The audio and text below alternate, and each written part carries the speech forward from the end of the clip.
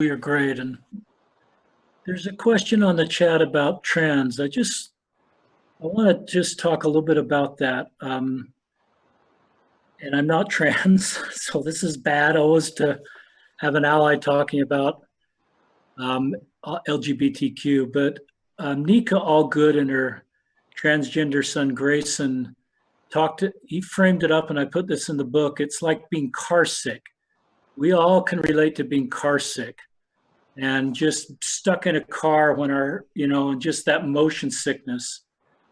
Gender dysphoria is the distress somebody feels where their gender identity doesn't match their biological sex. We can end car sickness. We get out of the car, we take a pill. We want to do anything we can to eliminate car sickness. No one on this call enjoys car sickness. So that's what gender dysphoria is. It's that pain. It's actually pain someone feels from how they feel about themselves. They look in the mirror and what they see is not how they feel. And so transitioning is the process to end or manage that dysphoria. For us, it's getting out of the car. For a transgender person, it's the stages of transition. And each transgender person does that personal to them. And some are within church teachings. The latest church teachings allow for the taking of hormones, and that would not get you in trouble, if that's the right word. That's a change.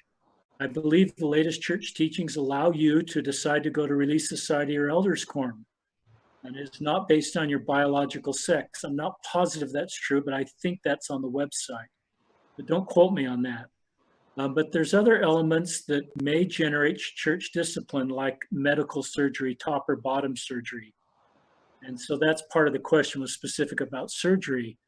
And that does generate church discipline. I'm not exactly sure what church discipline. It may not exactly say that in the church handbook, but I support the church teachings on that. So I'm not saying the church shouldn't discipline people. So I support the church on that. But I recognize every transgender person has to walk this road unique to them. And if someone's choosing between suicide and levels of transition, which is real for some people, then they need to sort of make the decisions they need to make to find emotional health, even if it takes them outside the teachings of our church. Once again, I never invite someone to do that. I never proactively pave that path for them.